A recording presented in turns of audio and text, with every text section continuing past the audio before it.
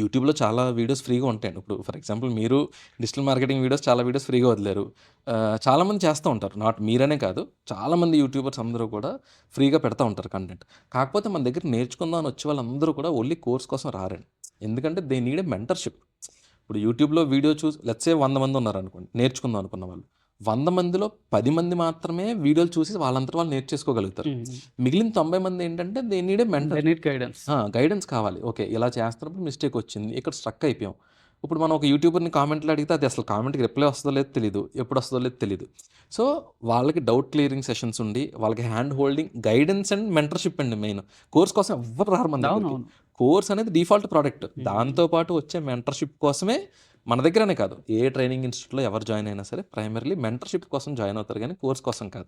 కోర్సే కావాలంటే యూట్యూబ్‌లో వందల కొద్దీ వీడియోస్ ఉన్నాయి.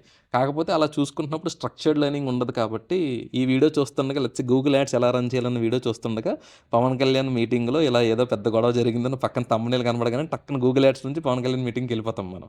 సో, అలాగా లైక్ ఆ డీవియేషన్ అనేది ఉంటుందనమాట. యాహ్! ఇప్